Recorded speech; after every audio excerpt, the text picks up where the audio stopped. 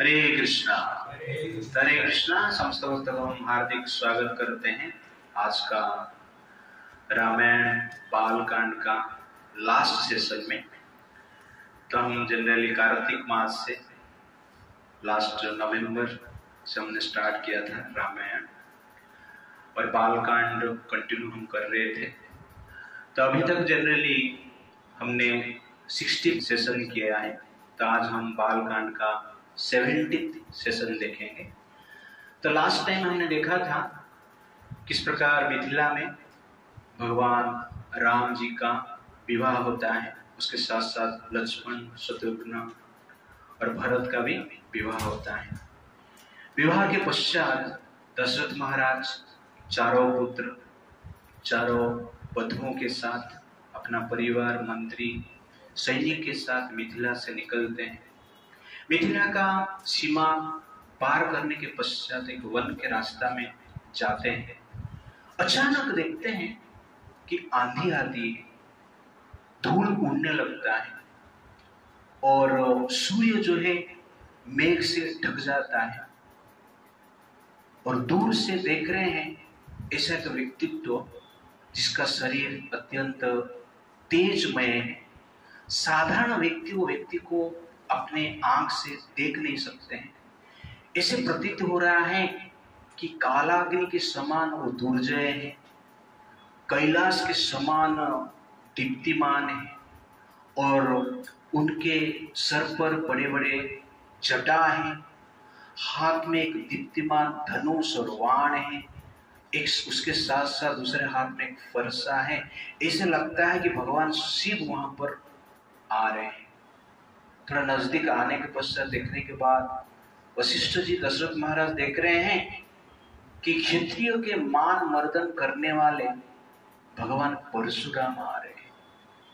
और भगवान परशुराम जी को देखकर समस्त मंत्री प्रणाम करते हैं। दशरथ महाराज भयभीत होते हैं और प्रणाम करते हैं। सब पास में जाकर कहते हैं, हे राम आपका स्वागत है।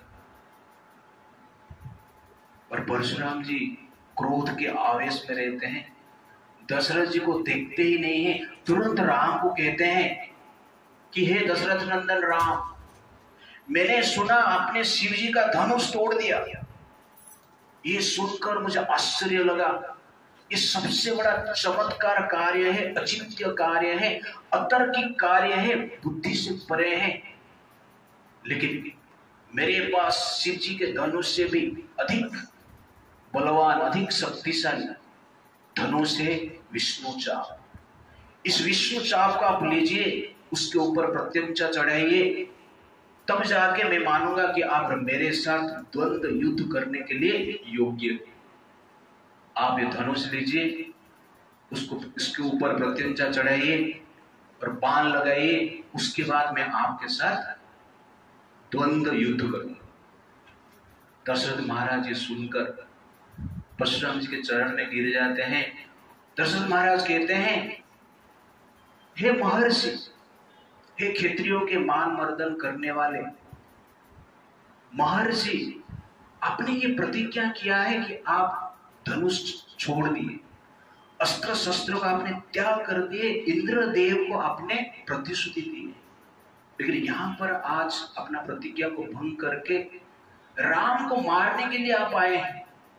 राम का मृत्यु हो जाएगा तो हमारा भी मृत्यु हो जाएगा। दशरथ महाराज के ये वचन सुनकर परशुराम जी दशरथ महाराज को देखते ही नहीं, फिर से राम जी को कहते हैं कि आपने इस धनुष के ऊपर, विष्णु चाप के ऊपर प्रत्यंचा चढ़े। ये जो विष्णु चाप और शिव जी का धनुष विश्वकर्मा के द्वारा निर्माण किया गया था जब देवासुर संग्राम चल रहा था, और शिव जी को शिव का धनुष मिला और भगवान विष्णु को विष्णु चाप मिला। और शिव जी बाद में इस धनुष को देवताओं को प्रदान किया। देवताओं ने उस धनुष को जनक महाराज के वंश में एक राजा हुए देवराज, उनको प्रदान किया, और देवराज से होते हुए अभी जो सीता देवी के पिता जनक है, उनके पास वो धनुष धरोहर के रूप में है। लेकिन मेरे पास ये विष्णु चाप है, ये इससे भी अधिक भारी है और शक्तिशाली है, इसको आप उठाइए और उसके ऊपर प्रत्यंचा चढ़ाइए, तब जाके मैं आपके साथ द्वंद्व युद्ध करूंगा। जब ये दोनों धनुष निर्माण हुआ है, उस समय शिव जी और भगवान विष्णु के बीच में एक बड़ा युद्ध हुआ। समस्त देवता ये जानना चाहते थे कि शिव जी बल में श्रेष्ठ है या भगवान विष्णु बल में श्रेष्ठ है। इसलिए देवताओं ने उनको टेस्ट करने के लिए शिव जी और विष्णु जी के बीच में युद्ध लगा दिया। और ये शिव धनुष के साथ, विष्णु चाप के साथ भगवान शिव और भगवान विष्णु का एक बड़ा युद्ध हुआ। भगवान विष्णु ने अपना धनुष बाण से शिव जी का धनुष को शिथिल कर दे, और शिव जी देखे इस प्रकार धनुष शिथिल हो गया तो स्तंभित हो जाते हैं। रामायण इस प्रकार वर्णन करता है, जुम्भितं तद्धनुर्दृष्ट्वा शैवं विष्णु पराक्रमै अधिकं मे निरे विष्णु देव सहर्षि गणा तथा। तो यहाँ पर कहते हैं कि जुम्भितं तद्धनुर्दृष्ट्वा, शिव जी का धनुष को शिथिल होते हुए देखकर और भगवान शिव जी को स्तंभीभूत होकर देखकर देवताओं ने यह निर्णय लिया कि भगवान विष्णु जो है निश्चित रूप से शिव जी से बलवान है। इस प्रकार विचार करते हैं, निर्णय लेते हैं।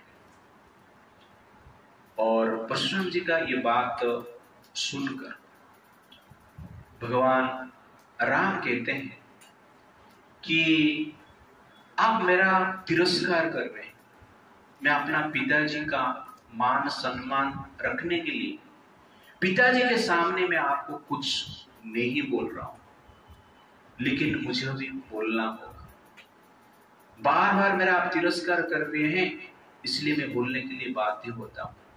आप एक साधु हैं, महर्षि हैं, मैं जानता हूं पिताजी का प्रतिशोध लेने के लिए अपने क्षत्रिय वंश को नष्ट करने के लिए, ध्वंस करने के लिए प्रयास किया।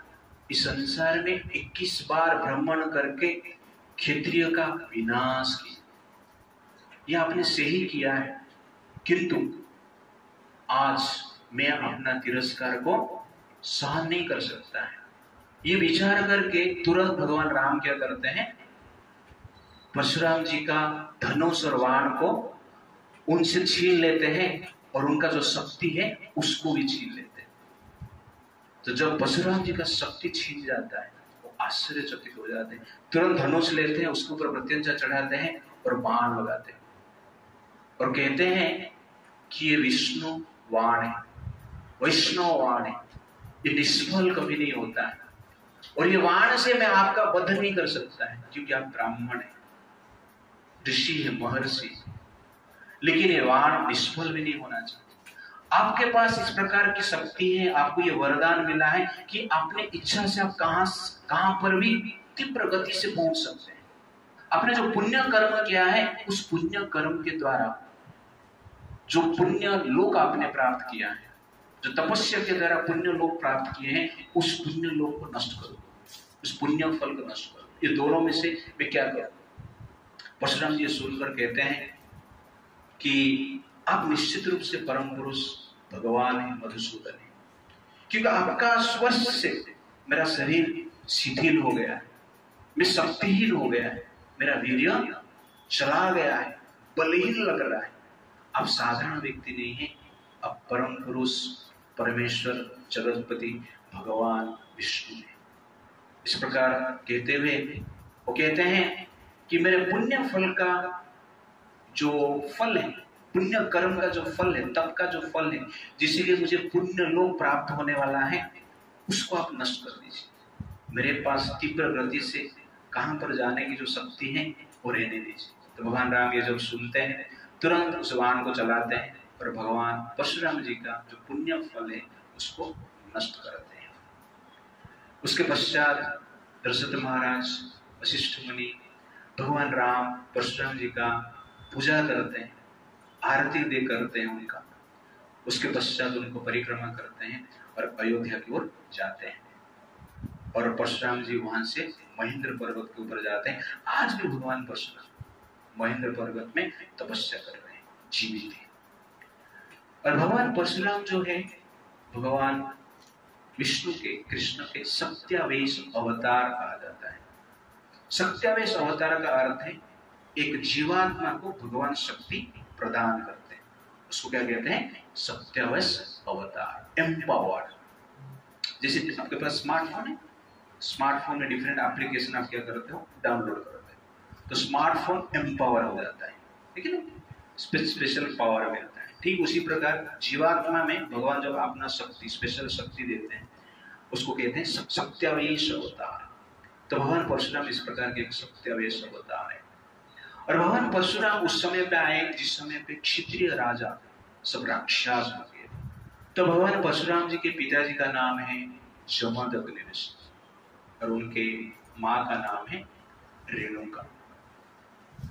जमदग्नि ऋषि के और 2 पुत्र थे परशुराम जी के साथ में। तो एक बार जमदग्नि ऋषि उनके पत्नी रेणुका को कहे कि आप नदी में जाकर पानी लेके आए यज्ञ के लिए। रेणुका पानी लेने के लिए जाते हैं और देख रहे हैं कि नदी में चित्ररथ नामक एक गंधर्व उनके स्त्रियों के साथ जल क्रीड़ा कर रहे हैं, स्विमिंग पूल में, लेकिन लड़कियों के साथ खेल रहे हैं आजकल के भाषा में, ओके ना? तो ये देखकर रेणुका के मन आकर्षित हो जाता है। चित्ररथ का रूप को देखकर थोड़ा मन में वासना उत्पन्न हो जाती। थोड़ी समय वहां पर रहते हैं, थोड़ा देर में आते हैं जमदग्नि ऋषि के पास। और जमदग्नि ऋषि देखते हैं कि रेणुका के मन में वासना थोड़ी समय के लिए उत्पन्न हुआ है।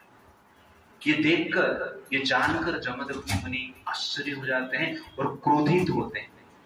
क्रोधित होकर वो कहते हैं कि आपके मन में वासना उत्पन्न हुआ है, काम वासना उत्पन्न हुआ है, इसलिए आप दूषित हो गए, आपका शरीर दूषित है, आपका मन दूषित हो गया है, इसलिए मेरे पत्नी बनने के लिए आप अभी योग्य नहीं है। इस प्रकार बोलकर तिरस्कार करते हैं और वहां पर अपने बड़े पुत्र को कहते हैं इस नारी को हत्या कर दो, मार दो, मेरा आदेश। तो बड़े पुत्र कहते हैं पिताजी आपका आदेश हम नहीं मान सकते। तो मझला पुत्र को कहते हैं बेटा तू मार दे। तो मझला पुत्र भी बोलते हैं आपका आदेश हम मान नहीं सकते। बाद में कहते हैं राम आप इस नारी को मार दो, उसका सर शरीर से अलग कर दो। तुरंत परशुराम अपना भरसा उठाते हैं और अपने मां का गर्दन को काट देते हैं। बाद में जमदग्नि ऋषि कहते हैं ये 2 भाई को भी मार दो, ये मेरे बात नहीं सुनी। परशुराम जी तुरंत भरसा उठाते हैं, 2 भाई का गर्दन को काट देते हैं। ये देखकर जमदग्नि ऋषि आश्चर्य होते हैं, सोचते हैं इस प्रकार के निष्ठावान पुत्र संसार में आज तक इसको प्राप्त हुआ ही नहीं। पिता का आज्ञा के द्वारा मां को मार दिया, 2 भाई को भी मार दिया। कोई बनवास गया ठीक है, ओके, लेकिन भाई को मां को मार दिया। और ये साधारण छोटी सी गलती के कारण संतुष्ट हो जाते, कहते हैं बेटा तेरे कार्य से हम प्रसन्न हैं, जो वर मांगना मांगो। परशुराम जी तुरंत जमदग्नि के चरण कमल को स्पर्श करते हैं और कहते हैं पिताश्री आप मेरे कार्य से प्रसन्न हैं तो मुझे ये वरदान दीजिए कि मेरे 2 भाई और जो माता है जीवित हो जाए। उसके साथ साथ मैंने उनको मारा है, उनका ये जो मेमोरी है डिलीट हो जाए, ये विस्मरण हो जाए कि मैंने उनको मारा है। ये जो सुनते हैं जमदग्नि ऋषि तथास्तु करते हैं। और जमदग्नि ऋषि में इतना पावर था और उनका तप बल से रेणुका फिर से जीवित होते हैं, 2 भाई भी जीवित होते हैं। उनको कुछ याद नहीं रहता है क्या हुआ, कौन बंद किया, उनको लगता है हम लोग सो गए थे और उठ गए। तो ये है परशुराम जी का स्पेशलिटी। तो आप लोग सोच रहे हैं भाई को कैसे मार सकते हैं, माँ को कैसे मार सकते हैं? तो परशुराम जी इसलिए अपना भाई और माँ को मारे कि उनको पता था उनके पिता का शक्ति क्या है, पिता का पावर को जानते थे, उसके अनुसार आज्ञा को उन्होंने पालन किया। इसलिए आप लोग बोलोगे परशुराम जी थोड़ा प्रेरणा लेते हैं, ओके ना? प्रेरणा लेके भाई को भी हम मार सकते हैं, इस प्रकार विचार मत करना, ठीक है ना? तो आजकल जनरली भाई भाई में अधिक कलह होता है, बट भाई भाई के बाद जब आता है हमें रामायण को याद करना है, परशुराम जी को याद मत करते हैं, ओके ना? तो इस प्रकार कहा जाता है कि भाई का जन्म हुआ है विपत्ति बांटने के लिए, भाई का जन्म हुआ है विपत्ति बांटने के लिए, लेकिन आजकल भाई लोग केवल संपत्ति बांटने में लगे और संपत्ति बांटते बांटते विपत्ति निर्माण करते हैं और परस्पर को क्या करते हैं, काटते हैं। इसलिए हमें भाई का प्रेम सीखना है तो रामायण देखना है और महाभारत देखना है, सुनना है, और पिता माता का सेवा के भाव को देखना है तो क्या है, रामायण को ही देखना है, और परशुराम जी का भाव को भी समझना है। आगे मैं बताऊंगा डिटेल से इसके ऊपर। तो परशुराम जी अपने पिता के साथ आश्रम में रहते थे। एक दिन कार्तिवीर अर्जुन करके एक राजा है जो भगवान दत्तात्रेय की कृपा से उनको 1000 हाथ मिला था, 1000 भुजा था, इतना पावर है। वो जब स्विमिंग करने के लिए आते हैं ना, साधारण स्विमिंग पूल उनके लिए काम नहीं करता था, तो उनका अनेक स्त्रियां थे, स्त्रियां के साथ आते नदी में स्विमिंग करते थे और अपना 1000 भुजा को ऐसा खोलते थे तो नदी का पानी अटक जाता था, बांध बन जाता था, और उस बांध से वो क्या करते थे, स्विमिंग करते थे। तो एक प्रकार इस बार इसे स्विमिंग कर रहे थे नदी के हाथ ऐसा रख कर, और नदी के आगे रावण क्या कर रहा था, थोड़ा सा कुछ तपस्या कर रहा था, पूजा पाठ कर रहा था। तो उन्होंने जब हाथ छोड़ा पूरा पानी बह गया और रावण उसमें बह के चलते अचानक। तो रावण ने देखा ऐसा कैसे हो, आगे आगे देखा तो कार्तिवीर अर्जुन, और उसका इस प्रकार पावर देखा, उसके साथ युद्ध किया। तो कार्तिवीर अर्जुन ने रावण को जनरली जैसे बिल्ली चूहा को पकड़ता है वैसे पकड़कर मारने लगे। बाद में रावण क्षमा मांगता है और कहते हैं आप और मैं आज से दोस्त हैं, मित्र हैं, इस प्रकार जनरली कहता है। तो कार्तिवीर अर्जुन जो रावण को भी परास्त किया, इतना पावरफुल। एक बार वो जमदग्नि ऋषि के आश्रम में आते हैं अपना सैनिक के साथ, वो भूखे उस समय थे, और जमदग्नि ऋषि उनको सैनिक को उनको कामधेनु गाय के द्वारा अनेक प्रकार के पकवान खिलाते हैं। कामधेनु गाय को कहते हैं उनको खिलाओ, उनकी जो इच्छा है वो आइटम आप खिलाओ। तो समस्त सैनिक इच्छा करते हैं मुझे चाइनीज चाहिए, कोई कहता है कि मुझे पास्ता चाहिए, कोई कहता है कि मुझे लाजानिया चाहिए, ओके नहीं? इस प्रकार जनरली बात नहीं, अपना पकौड़ा, ओके ना, बिरयानी जो भी है, तो सब प्रकार के आइटम खाता। कोई बोलते हैं मुझे आइसक्रीम चाहिए स्ट्रॉबेरी वाला, ओके ना, आइसक्रीम भी मिलता है। तो इस प्रकार अनेक प्रकार आइटम सब लोग खाए।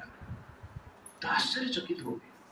कार्तिवीर अर्जुन ने कहा कि ये जो अन्न है ये स्वादिष्ट तो है, लेकिन इसका स्वाद दिव्य है, साधारण मृत्यु लोक का आइटम नहीं, कोई ऐसा ताजमहल होटल का ये जनरली पकवान नहीं है, स्वर्ग का होटल का पकवान लग रहा है।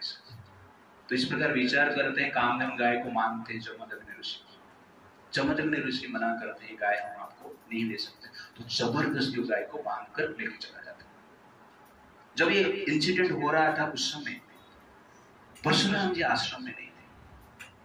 परशुराम जी कुछ समय के बाद आते हैं और देखते हैं कि पिताजी दुखी, कामधेनु गाय नहीं, तुरंत पूछते क्या हुआ। उनको पता चलता है कि कार्तिवीर अर्जुन ने गाय को लेके गया। अकेले भगवान परशुराम जी महिष्मतीपुर में जाते हैं कार्तिवीर अर्जुन से गाय लेने के लिए। कार्तिवीर अर्जुन गाय लेने के लिए मना करता है, और भगवान परशुराम जी के साथ कार्तिवीर अर्जुन 17 अक्षौहिणी सेना के साथ युद्ध किया। महाभारत युद्ध में 18 अक्षौहिणी सेना था, दोनों मिला के। परशुराम जी कार्तवीर अर्जुन के साथ 17 अक्षौहिणी सेना के साथ अकेले युद्ध किए और अकेले सबको मार दे, कार्तवीर अर्जुन को मार दे। इस प्रकार कहा जाता था परशुराम जी ऐसे युद्ध करते थे माइंड का स्पीड में और विंड का स्पीड। सैनिक सोचता था तीर लेने के लिए हाथ पीछे लिया रहेगा, सर कट जाता था। दैट इज एक्चुअली माइंड का स्पीड और विंड का स्पीड। और अकेले 17 अक्षौहिणी सेना को मारे और कामधेनु गाय को लेकर आते हैं। कुछ समय के पश्चात कार्तवीर अर्जुन के जो बेटे थे आश्रम में आते हैं और उस समय में जमदग्नि ऋषि तपस्या में रहते हैं, आंख बंद करके भगवान को ध्यान कर रहे हैं। उस समय पे जमदग्नि ऋषि का सर काट देते हैं और उसके साथ साथ रेणुका उनके 2 भाई को भी मार देते हैं। परशुराम जी जब ये सुनते हैं, देखते हैं, उनके हृदय में अधिक पीड़ा होता है और उस समय वो प्रतिज्ञा करते हैं कि मैं आज प्रतिज्ञा करता हूं इस संसार में जितने भी क्षत्रिय हैं सबका मैं विनाश कर दूंगा। और उसके पश्चात क्षत्रिय को विनाश करने के लिए अपना फरसा और धनुष बाण लेकर संसार घूमते हैं और पूरा धरती पे भगवान परशुराम 21 बार भ्रमण करते हैं, 21 टाइम्स परिक्रमा करते हैं क्षत्रियों को मारने के लिए। जो भी क्षत्रिय देखते थे अकेले मारते थे, युद्ध करके मारते थे। और इस प्रकार कहा जाता है दिल्ली में इंद्रप्रस्थ है, कुरुक्षेत्र है, वहां पर सामंत पंचकर के एक स्थान है जहां पर भगवान परशुराम जी ने क्षत्रियों के साथ युद्ध किए और 5 कुंड बनाए थे, 5 बड़े बड़े पूल बनाए थे, रक्त का पूल, ब्लड से भरा हुआ है। तो उसको कहते हैं सामंत पंचक। और समस्त क्षत्रिय भयभीत रहते थे। और दशरथ महाराज को भी मारने के लिए परशुराम जी 300 टाइम्स आए थे। परशुराम जी इस प्रकार के प्रतिज्ञा किए थे, जो क्षत्रिय मुझे देखकर भयभीत होकर स्त्री के आंचल में छुप जाता है उसको मैं छोड़ दूंगा। क्यों छोड़ दूंगा? क्योंकि वो क्षत्रिय ही नहीं है। स्त्री के आंचल में छुपेगा तो क्या होगा? दशरथ महाराज ही जानते थे। तो जनरली उन्होंने अपना सैनिक को, अपना जो इंटेलिजेंस डिपार्टमेंट है उसको सजा कर परशुराम आएंगे तो पता देना। जब उनके राज्य को परशुराम जी आते थे तुरंत क्या करते थे, शादी का मंडप में बैठ जाते थे। पहले से लड़की रेडी, ब्राह्मण रेडी, बेदी रेडी, पता चल गया परशुराम जी आ रहे, शादी का मंडप में बैठ जाते हैं। ओम स्वाहा। परशुराम जी आते थे, देखते थे, वो भी शादी के मंडप पे बैठते थे और दशरथ महाराज बीवी के साथ प्रणाम करते थे, आशीर्वाद देके जाते थे। तो इस प्रकार 300 स्त्री के साथ दशरथ महाराज विवाह किए। 3 तो रानी थे, उसके साथ साथ 300 एक्स्ट्रा थे परशुराम जी से बचने के लिए। और उनके द्वारा जनरल भगवान राम इस संसार में आए। तो ये दशरथ जी का महानता है और नम्रता है। वो धार्मिक राजा थे, लेकिन परशुराम जी जानते थे कि परशुराम कौन है? भगवान है। इसलिए उनके साथ उन्होंने युद्ध करने की कभी इच्छा ही नहीं की। और युद्ध करने की इच्छा नहीं की, इसलिए उनसे बचने के लिए इस प्रकार की विवाह के मंडप में बैठते थे। इसलिए नहीं कि मैं युद्ध नहीं कर पाऊंगा, मरना नहीं है मुझे, इसलिए उनका सम्मान करने के लिए। भगवान के साथ हम युद्ध नहीं कर सकते थे। क्षत्रियों के लिए छुपना, स्त्री का आचरण में छुपना मृत्यु से भी अत्यंत पीड़ादायक है। और दशरथ महाराज जी कार्य करते थे। क्यों?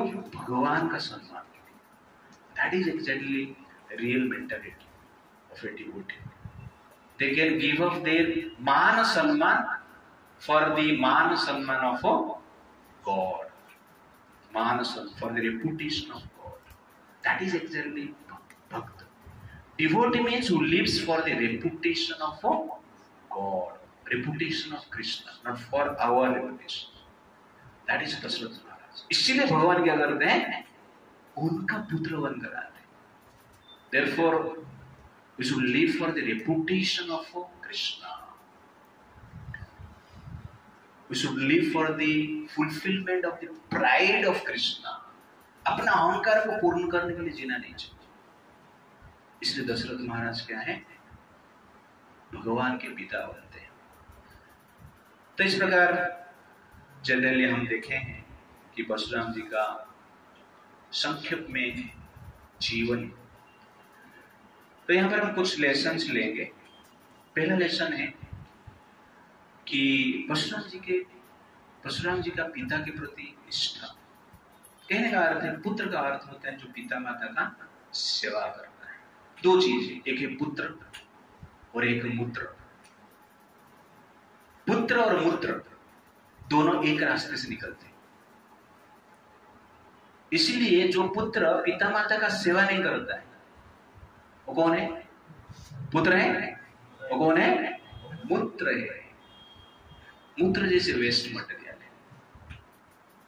इसीलिए शास्त्र कहता है जो पुत्र पिता माता को नेग्लेक्ट करता है वो मूत्र जैसे। इसलिए हमें मूत्र नहीं बनना है। क्या बनना है? पुत्र बनना है। कितने लोग यहाँ चाहते हैं पुत्र बनने के लिए? भेज रहे हैं। हाँ, तो पुत्र बनना है, इसका अर्थ क्या है? पिता माता का सेवा करना है। पुत्र की पोजीशन और पुत्र का धर्म जो है, ड्यूटी है, पिता माता का सेवा करना है। मैनेजर बनना है तो आप ऑफिस का सेवा करते हैं। प्राइम मिनिस्टर बनना है तो आप देश का सेवा करते हैं। पति बनना है तो पत्नी का सेवा करते हैं। वैसे पुत्र मतलब क्या है? जो पिता माता का सेवा करता है। और पुत्र नहीं हो पाते हैं तो आजकल हम क्या बन जाते हैं? मूत्र बन जाते हैं। और आजकल आप देखेंगे संसार में ब्रह्मचारी आश्रम नहीं है, गृहस्थ आश्रम नहीं है, वानप्रस्थ आश्रम नहीं है, संन्यास आश्रम नहीं है। एक ही आश्रम है, वृद्धाश्रम। हम ब्रह्मचर्य आश्रम का जो ज्ञान लिए नहीं, गृहस्थ आश्रम में हम कैसे जिएंगे वो हमें पता नहीं है, वानप्रस्थ आश्रम हम फॉलो नहीं करते हैं, सन्यासी का तो बात ही छोड़ दो। इसलिए वृद्धाश्रम ओपन हो गया है। और आजकल पिता माता को लेकर बेटे बेटी क्या करते हैं? वृद्धाश्रम में छोड़ देते हैं। ये बहुत बड़ा दुर्भाग्य की बात है। इस मिट्टी, जिस मिट्टी में परशुराम जैसे पिता माता को प्रेम करने वाले व्यक्ति जन्म लिए, राम कृष्ण जैसे पिता माता को प्रेम करने वाले व्यक्ति जन्म लिए, महापुरुष जन्म लिए, और उनके देश में वृद्धाश्रम खुल रहा है। ये सबसे बड़ा आश्चर्य। हमारा एक अनिरुद्ध आचार्य करके एक प्रवचक है, आप यूट्यूब में देखे रहेंगे, तो उन्होंने जनरल वृद्धाश्रम खोला है। अभी तक उनके वृद्धाश्रम में 287 वृद्धा स्त्री और पुरुष रह रहे हैं। और उनके पास कोई सब लोग आते हैं, कोई बेटा छोड़ने के लिए आते हैं, तो बेटे को पूछते हैं क्यों छोड़ रहे हैं तुम? ना महाराज, बीवी के साथ नहीं जमता है, बीवी के साथ झगड़ा हो रहा है इसलिए छोड़ रहे हैं। तो महाराज बोलते हैं तो बीवी के साथ झगड़ा हो रहा है तो माँ को क्यों छोड़ रहे हो? बीवी को यहाँ में छोड़ के जाओ।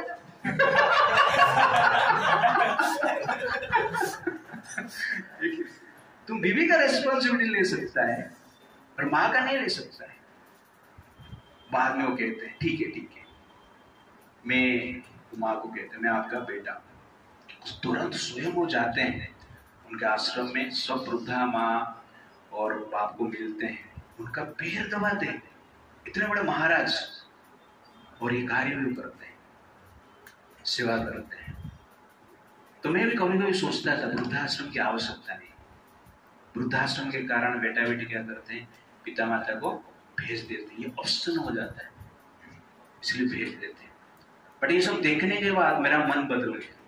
आवश्यकता है, क्योंकि कलयुग का जो मूत्र है उसको चेंज नहीं कर सकता है, करना बहुत कठिन है। मूत्र को कितने भी प्यूरिफाई करो, पानी नहीं बन सकता है। पीने योग्य नहीं बन सकता है। और ऐसे मूत्र भी है, इसलिए हमें मूत्र नहीं बनना है। क्या बनना है? पुत्र बनना है। पर माँ बाप क्या नहीं किए? तो माँ ने हमें गर्भ में धारण किया है 9 महीना, 3-4 साल कंधे में धारण करके घूमे और जीवन भर दिल में रखते हैं। उस माँ बाप को हम क्या करते हैं? तिरस्कार करते हैं। ये सबसे बड़ा आश्चर्य है। ये पशु प्रवृत्ति से भी अधिक जनरली भयानक है। इसलिए विचार हमें करना चाहिए कि माता पिता को कभी तिरस्कार नहीं करना है। सोचिए, पिता माता इस संतान को पालन करने के लिए अपना धन, अपना सुख, अपना नींद वो त्याग देते हैं और संतान को पालन करते हैं। और वो संतान बड़े होकर पिता माता का धन और अंत में पिता माता को भी त्याग देता है। ये सबसे बड़ा आश्चर्य है। इसलिए पिता माता को हमें कभी भूलना नहीं चाहिए। तो इस प्रकार कहा जाता है कि एक माता एक बेटी का जनरली मोर देन 8,000 डायपर धोती है। कितना? 8,000 डायपर धोती। आजकल तो डायपर हो गया। पहले जनरली बच्चे क्या करते थे? ऐसे ही टट्टी पास करते थे तो उसको साफ करना पड़ता था। मूत्र ऐसे ही छोड़ देते, उसको भी साफ करना है। कठिन कार्य है, लेकिन ये सब हम भूल गए हैं। और माँ घर का हर काम करती है, घर का होमवर्क घर का करती है और बेटे का भी होमवर्क माँ करती है। ओके बाद में क्या करते हैं? बेटा माँ को होम से निकाल देते हैं। ये सबसे बड़ा होमवर्क है उसका। ये सबसे बड़ा आश्चर्य है।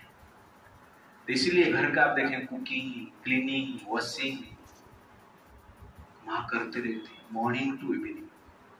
हमें मेडिटेशन थोड़ा करना चाहिए कि पिता माता ने हमारे लिए क्या किए।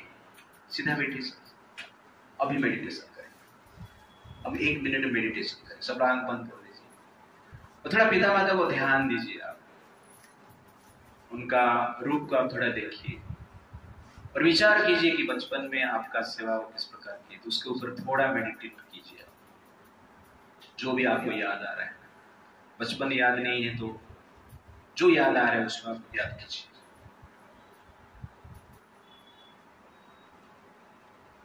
ओके, हरे कृष्ण। याद किया सौरभ ने? यस, आपने क्या याद किया?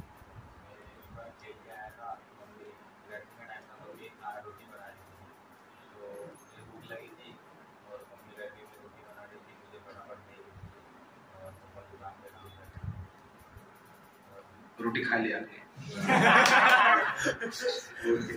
तो आपने ऐसा कभी मेडिटेट किया था? नहीं किया। तो कभी कभी सब बैठ के याद करना। बहुत चीजें हम याद करते हैं, लेकिन लड़की को ही याद करते हैं जो हमारे लिए कुछ नहीं किए, उसको ज्यादा याद करते हैं। और जो हमारे लिए सब कुछ किए हैं उसको याद ही नहीं करते। ये है कलयुग। प्रेम उसको हो जाता है जो आपके लिए कुछ की ही नहीं, और प्रेम उसके प्रति नहीं होता है जो आपके लिए ही जीवित है। आपका एग्जिस्टेंस उनके लिए। ये कलयुग का मेंटालिटी है। इसलिए वास्तव में वो प्रेमी है जो पिता माता का सेवा करता है। भगवान कृष्ण कहते हैं, जब वसुदेव देवकी को मिलते हैं, भगवान कृष्ण उनके पिता माता को प्रणाम करते हैं और कहते हैं कि हमारा दुर्भाग्य है। कृष्ण कहते हैं कि मैं पापी हूं, क्योंकि आप जैसे पिता माता का सेवा हमने नहीं कर पाया। उसके बाद वो कहते हैं, सर्वथा संभव देह जनितः पशितः यतः न तयोर्यत् निर्वेशां पित्रो मातरयः सतायुष। वो कहते हैं सर्वथा संभव देहो, ये पिता माता ने इस देह को निर्माण किया। जनित पोषित यतः, इसका पोषण भी किया है। और जो पुत्र ऐसे पिता माता को त्याग देता है, वो पुत्र जनरली क्या है? पुत्र कहलाने की योग्य नहीं है और वो पुत्र पिता माता का जो ऋण है 100 वर्ष तक सेवा करेगा तो वो भी चुका नहीं पाएगा। इस प्रकार के पितर मात्रयः शतायुष। उसके बाद कहते हैं यः तयोरात्मज कल्प आत्मना च धनेन च वृत्तिं न दद्यातं प्रीत्या सोमांसं खादयन्ति। वो कहते हैं a son who, though able to do so, fails to provide for his parents physical resources and wealth, is forced after his death to eat his own flesh. जो संतान अपना पिता माता का सेवा नहीं करता है, मृत्यु के पश्चात नरक में जाकर स्वयं का मांस खाता है। इस प्रकार कहा जाता है। ये कौन बोल रहे हैं? भगवान कृष्ण बोल रहे हैं। और उसके बाद कहते हैं मातरम पितरम वृद्धम भार्यां साधवीं सुतां शिशु गुरुं विप्रं प्रपन्नं च कल्पभृते चश्वान मृतः। वो कहते हैं जो व्यक्ति माता पिता वृद्धा व्यक्ति अपना पत्नी साधु ब्राह्मण अपना पुत्र का सेवा नहीं करते हैं, वो व्यक्ति जनरली जीवित है लेकिन मृत के समान है, केवल श्वास ले रहा है और कुछ नहीं। साइकिल का टायर भी कभी कभी श्वास लेता है, टायर पंक्चर हो जाता है तो श्वास छोड़ देता है, ऐसे आप बोल सकते हैं। वैसे हम ऐसे होते हैं। तो कहने का अर्थ है इसलिए पिता माता का सेवा करना हमारा धर्म है। हमारा शास्त्र कहता है उपाध्यायं दश, मेरे पीछे उपाध्यायं दशाचार्यम् आचार्याणां शतं पिता सहस्रं तु पितृर्माता गौरवेण अतिरिच्यते। सुंदर वर्ष यहाँ पर बताया गया है। उपाध्याय दशाचार्य, जो गुरु होते हैं 10 उपाध्याय मतलब टीचर से बराबर होते हैं। आचार्याणां शतं पिता, और 100 गुरु के समान एक पिता होते हैं, 100 आचार्य के समान एक पिता होते हैं। सहस्रम तो पितृमाता गौरवेण अतिरिच्यते, और 100 पिता के समान एक माता होते हैं। 100 पिता का जितना गौरव है एक माता का क्या है उतना गौरव है। तो यहाँ पर माँ का भी गौरव वर्णन किया गया है, पिता का भी गौरव वर्णन किया गया है, उसके साथ साथ गुरु का भी गौरव वर्णन किया गया है। इसलिए माता पिता को जनरल हमें क्या करना चाहिए? ध्यान देना चाहिए, भगवान का ध्यान करना है और माता पिता का ध्यान रखना है। ये दोनों कार्य हमें करना है। एक प्रिंसिपल जीवन में आप बना दीजिए, भूलना मत करो। हमें क्या करना है? भगवान का ध्यान करना है और माता पिता का ध्यान रखना है। तो ये 2 कार्य हम करते हैं तो भगवान हमारा ध्यान रखते हैं। पुंडलिक का आपने स्टोरी सुना? पुंडलिक को मिलने के लिए भगवान कृष्ण आए द्वारका से, और उस समय पे पुंडलिक पिता माता का सेवा कर रहा था। तो भगवान कृष्ण आगे बोलते पुंडलिक में मिलने के लिए आया है। तो पुंडलिक कृष्ण को कहते हैं उधर एक ईंट है, थोड़ा खड़े रहो, पिता माता का सेवा चल रहा है, पहले कंप्लीट कर देता हूं बाद में आता हूं। भगवान खुश हो जाते हैं। पुंडलिक का ये महानता को संसार में स्थापित रखने के लिए भगवान आज तक उधर खड़े। जो आप पंढरपुर में भगवान कृष्ण का मूर्ति देख रहे हैं ना, ऐसे वो कोई निर्माण नहीं किया है, स्वयं कृष्ण मूर्ति के रूप में परिवर्तित होकर ऐसे खड़े हैं, आज तक खड़े। इसलिए पिता माता का सेवा किया। इसलिए परम पिता को हम प्राप्त नहीं कर सकते हैं पिता माता को रिजेक्ट करके। हमें परम पिता का भी सेवा करना है और उसके साथ साथ जो पिता माता है, जो कि हमें जन्म दिया है, शरीर दिया है, पोषण किया है, उनका भी सेवा करना अत्यंत आवश्यकता है। लेकिन इसलिए पितृदेव भव, मातृदेव भव, इस प्रकार कहा जाता है। हमारा शास्त्र कहता है पिता माता स्वर्ग है, पिता माता धर्म है, पिता माता यज्ञ है। हर तीर्थ का फल पिता माता का सेवा से प्राप्त हो जाता है। तो इस प्रकार जनरली पिता माता का गुणगान किया गया है। इसलिए हमें जनरली पिता माता को कभी भूलना नहीं चाहिए। That is the point. तो मनुस्मृति इस प्रकार कहता है कि आचार्यस्य पिता च एव माता भ्राता च पूर्वजः न इतरेण अवमान्यतोयाः ब्राह्मणेन विशेषतः। इस प्रकार कहा गया है the acharya, the father, the mother and the elder brother should not be treated with disrespect, especially by a brahmana, even though he be distressed. Very very important. कोई व्यक्ति मान लो डिस्ट्रेस है, दुखी है, आप पीड़ा में है, आपका फाइनेंशियल प्रॉब्लम है, आपका हेल्थ प्रॉब्लम है, आपका फैमिली प्रॉब्लम है, आपका ऑफिस में प्रॉब्लम है, फिर भी बुद्धिमान व्यक्ति अपना माता पिता भाई को डिसरिस्पेक्ट नहीं करता है। दैट इज एक्चुअली क्या है शास्त्र का वर्णन कि पिता माता का कैसे हमें सेवा करना है। That is the point. तो इस प्रकार कहा जाता है आचार्य ब्राह्मण मूर्ति पिता मूर्ति प्रजापते हैं माता पृथिव्या मूर्तिषु भ्राता स्वमूर्ति आत्मनः। तो सुंदर भाव में कहा गया है आचार्य ब्राह्मण मूर्ति, गुरु है ब्राह्मण के समान है और ब्रह्म के समान है। पिता मूर्ति प्रजापति है, जो पिता है प्रजापति के समान है, ब्रह्मा जी के समान है, इस प्रकार आप बोल सकते हैं। माता पृथिव्या मूर्तिषु, जो माता है धरती के समान है, और भ्राता स्वमूर्ति न आत्मना, जो भाई है स्वयं जैसे अपना मूर्ति, इस भाई हमसे अलग नहीं है। तो इस प्रकार हमारा शास्त्र कहता है यम माता पितरौ क्लेशम सहते संभवे नृण न तस्य स्तुति शक्य कर्तुम वश्य सतार।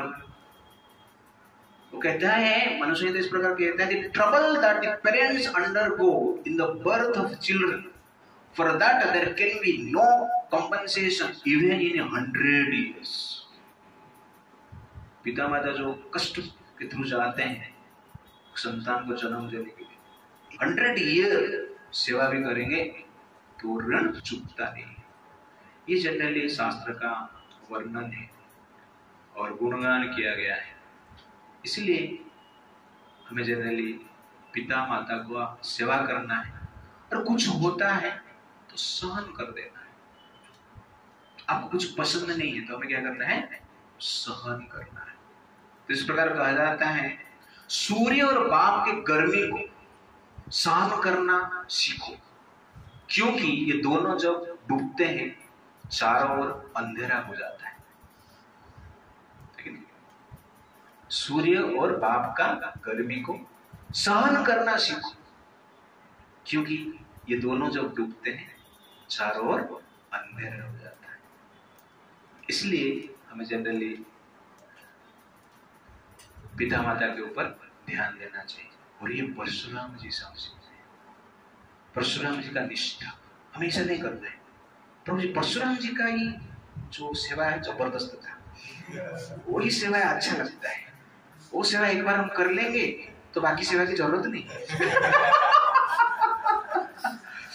ये ऐसा सेवा कर सकते हैं आप, आपके पिता के पास इतना कैपेसिटी है, ठीक है नहीं, मृत्यु से भी बचा सकते हैं। इसीलिए वो फॉलो किया। भरत जी ने फॉलो नहीं किया। राम जी ने पिताजी के आज्ञा को मानकर कहां पर गए, वनवास गए। लेकिन भरत ने माता का आज्ञा माना नहीं। तो कहने का अर्थ है कहां पर कभी कभी आज्ञा को आप तिरस्कार कर सकते हैं जो आवश्यक है, नहीं तो हमें तिरस्कार नहीं करना चाहिए। और अनेक स्थान पर हमें क्या करना चाहिए, सहन करना चाहिए। तो सेवा और सहन ये दोनों एक साथ चलना चाहिए, दैट इज द पॉइंट। उसके पश्चात और एक पॉइंट है यहाँ पर कि भगवान परशुराम जी पूरा क्षत्रिय वंश का निपात किए, वो सत्यावेश क्या है, अवतार है। तो संसार में हमें क्या है, शक्ति का आवश्यकता है, भक्ति का भी आवश्यकता है और शक्ति का भी आवश्यकता है। और शक्ति नहीं रहेगा तो जनरली भक्ति हम प्रैक्टिस नहीं कर सकते। विभीषण को लात मार के निकाल दिया रावण ने, तो भक्ति कर रहा था लेकिन शक्ति नहीं था, इसलिए रावण ने क्या किया, लात मारा। तो वैसे ही पाकिस्तान में जाकर भक्ति करो। कितने लोग यहाँ पर देखते हैं, पाकिस्तान में भक्ति कर सकते हैं? ठीक है, भेजता हूं तुम। ओके। अफगानिस्तान में भक्ति कर सकते हैं? नहीं, डिफिकल्ट, इम्पॉसिबल। इसे तो कहने का अर्थ है भक्ति के लिए हमें क्या चाहिए, शक्ति की आवश्यकता है। बिना शक्ति से हम भक्ति नहीं कर सकते। हम किसका भक्ति कर रहे हैं, कृष्ण का भक्ति कर रहे हैं, विष्णु का भक्ति कर रहे हैं, है कि नहीं? और कृष्ण के पास मुरली भी था और चक्र भी था, ओके ना?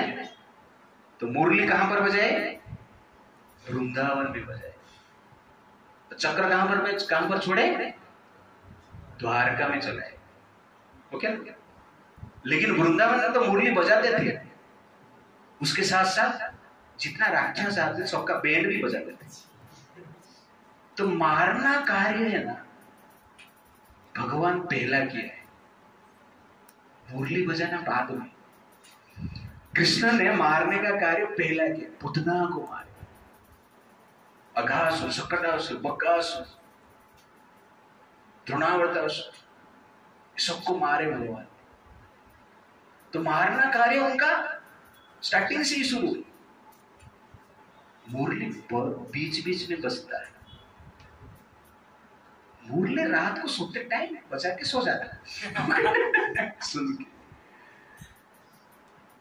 इसीलिए हम कृष्ण का पुजारी है, इसका अर्थ ये नहीं है कि शक्ति का उपासना नहीं करना चाहिए, शक्ति का आवश्यकता नहीं, इस प्रकार विचार नहीं करना चाहिए। जो सोचता है कि शक्ति का आवश्यकता नहीं है वो कौन है, गांधी। इतना बुद्धिमान नहीं है गांधी, जो 30-40 साल में नहीं कर पाए, सुभाष बोस 4-5 साल में वो कर दी। भारत को आजादी भी किसके कारण, सुभाष बोस के कारण। गांधी के लिए आजादी 30-40 साल लेट हो गए। अहिंसा नीति से कुछ होता है क्या संसार में? आपके घर में चोर घुस गया और आप बैठ के बोल रहे तू जा, और बाद में चोर का बोल, चोर मुर्दाबाद, चोर मुर्दाबाद, तू जा। पूरा फैमिली मिलकर बोलते हो चोर मुर्दाबाद, चोर मुर्दाबाद। तो जाएगा सब सामान लेके जाएगा। देखिए रे, तो वैसे ब्रिटिशर्स आए हैं और हम बोलते ब्रिटिशर्स भागो जाओ, है कि नहीं? लेकिन ऐसा होता है, गए वो लोग 200 साल सब चोरी करके ले गए, अनलिमिटेड वेल्थ। देखिए सारा धरती का जितना जीडीपी नहीं है उससे भी अधिक धन उस समय पे ब्रिटिशर्स भारत से ले गए। इस प्रकार कहा जाता है उनका जहाज जो रहता था इतना सोना भर के लेके जाते थे कि डूब जाता था। इस प्रकार कहा जाता है। और आज भी इस प्रकार कहा जाता है कि सारा धरती का बैंक में जितना सोना नहीं है, भारत का हर स्त्री के पास उतना सोना है। इस प्रकार कहा जाता है। तो ये भारत का स्थिति। बट शक्ति नहीं है तो आप भक्ति भी नहीं कर पाएंगे और अपना मर्यादा को भी बचा नहीं पाएंगे। इसलिए परशुराम जी संसार में आते हैं जब क्षेत्रीय आतंकवादी बन जाते हैं। क्षेत्रीय लोग जब दाढ़ी निकल के दाढ़ी छोड़ के घूमते हैं, ओके ना, गाय खाते हैं, मारते हैं, अधर्म करते हैं, व्यभिचार करते हैं, तब जनरली क्या होता है, परशुराम जो समय पे आते हैं। इसलिए हमें भक्ति भी चाहिए, तो उसके साथ साथ क्या चाहिए, हमें शक्ति भी चाहिए। That is very very important. तो हमें बोध की आवश्यकता है, हमें क्रोध की भी आवश्यकता है। तो परशुराम जी से हमें होना चाहिए जब आवश्यक है। हमें राम की भी आवश्यकता है, हमें परशुराम की भी आवश्यकता है। देखिए, तो कोई से बोल रहा था कि राम मंदिर बन गया, अभी राम की जरूरत नहीं, अभी परशुराम की जरूरत है। हमें राम की जरूरत है, हमें लक्ष्मण की भी जरूरत है। तो राम लक्ष्मण, राम मतलब नरम, लक्ष्मण मतलब गरम। ये नरम और गरम का जोड़ी चाहिए। खाली नरम रहेंगे मजा नहीं, खाली गरम होगा तो भी मजा नहीं। संसार में बैलेंस चाहिए, तो हमें क्या चाहिए, नरम भी चाहिए, गरम भी चाहिए। That is very very important. तो काजू किशमिश, काजू क्या है, गरम है, किशमिश क्या है, ठंडा है। You understand? तो बोलना काजू किशमिश खाना, इसलिए बोलते हैं कि आप काजू ले रहे हैं ना, साथ में थोड़ा किशमिश ले, तो शरीर को क्या करेगा, ठीक रखेगा। ज्यादा काजू खाएंगे तो गर्मी बढ़ जाएगी, ज्यादा किशमिश लेंगे तो क्या है, ठंडी बढ़ जाएगी। इसलिए थोड़ा काजू थोड़ा किशमिश, तो बैलेंस है, दैट इज हेल्थ। वैसे ही संसार में बोध की भी आवश्यकता है, और उसके साथ साथ क्या है, क्रोध की भी आवश्यकता है। कभी कभी काम जब बात से नहीं होता है, काम को लात से करना पड़ता है। लात से भी काम होता है, बात से भी होता है। पहला बात से ट्राई करो, नहीं तो लात से ट्राई करो। राम जी ने यही किया, रावण के साथ बात करने की प्रयास की, बात से नहीं हुई तो क्या किया, लात से किया। वैसे कृष्ण जी ने यही किया ना, कौरवों के साथ बात करने की प्रयास की, बात से नहीं, इसलिए बाद में क्या किया, लात से किया। दोनों आवश्यक, मुंह ऊपर है और पैर नीचे, लात नीचे और मुंह क्या है, ऊपर है। इसका अर्थ क्या है, बात। मुंह मतलब बात, पैर मतलब बात। तो लात कभी भी नीचे रहना चाहिए, बात ऊपर होना चाहिए। बात से नहीं होगा तो लात का यूज करना है, पहले लात यूज मत करना, ओके ना। कहने का अर्थ है, ये जो मुंह है, ये जो बात है, जनरली लात को कंट्रोल करना चाहिए। इसलिए राम लक्ष्मण, हम राम लक्ष्मण कहते, लक्ष्मण राम नहीं कहते। राम मतलब बोध, लक्ष्मण मतलब क्रोध। राम के अधीन में लक्ष्मण रहते थे, वैसे क्रोध राम के अधीन में होना चाहिए, बोध के अधीन में होना चाहिए, और ये दोनों की आवश्यकता है। तो इस प्रकार परशुराम जी ने शक्ति का प्रयोग करके संसार में धर्म का स्थापन किए। इस प्रकार ये हम सीख सकते हैं। और लास्ट पॉइंट 5 मिनट में हम खत्म करेंगे कि यहाँ पर हम देख रहे हैं कि भगवान परशुराम जी के हाथ से धनुष बाण भगवान राम ने लिए, और उसके साथ साथ उनका शक्ति को भी ले लिए। उस समय भी परशुराम जी देख रहे हैं कि उनके जो शरीर का जो शक्ति है वो नष्ट हो रहा है, वो शक्तिहीन अपने आप को देख रहे हैं। तो इसका अर्थ ये है कि हमारे पास जो भी शक्ति है, किसका है, वो भगवान का है। आपके पास जो इंटेलिजेंस है, जो फिजिकल पावर है, जो स्किल है, जो एबिलिटी है, भगवान के द्वारा प्रदत्त है। जब ये हम याद रखते हैं, हम अहंकारी नहीं होते। जब ये हम भूल जाते हैं, तो भगवान के साथ ही तैयारी करते हैं। इसलिए हमें ये कभी नहीं भूलना है कि हमारे पास जो शक्ति है वो भगवान के द्वारा है, भगवान ने दिया है, और कभी भी ले सकता है। राम जी परशुराम से शक्ति विथड्रॉ किए। वैसे आप देखेंगे कि भगवान का स्पर्श से शक्ति मिलता है और शक्ति जाता भी। तो राम जी ने स्पर्श किया परशुराम जी को, तो परशुराम जी का शक्ति चला गया। वैसे ही आप महाभारत में देखेंगे भगवान कृष्ण ने भीष्मदेव को स्पर्श किया जब सरसैया में थे। 8 दिन सरसैया में से रहे, पेनफुल है।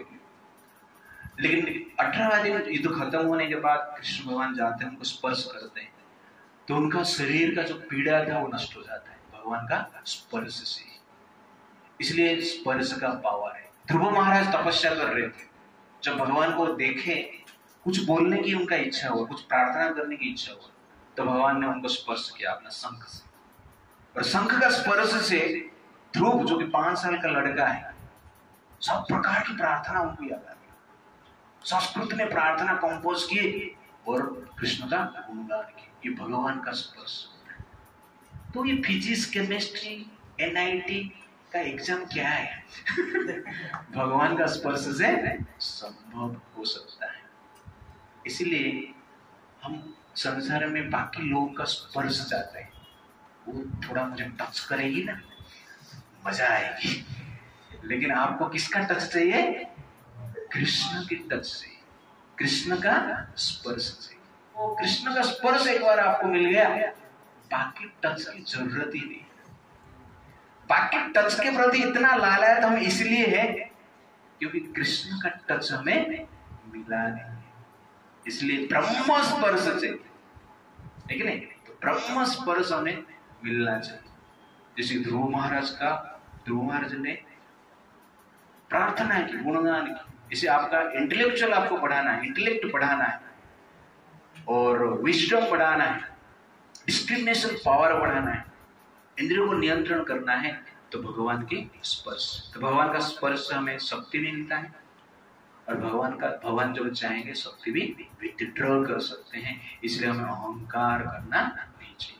We are powerful because God is merciful. We are full because God is merciful. We are peaceful because God is merciful.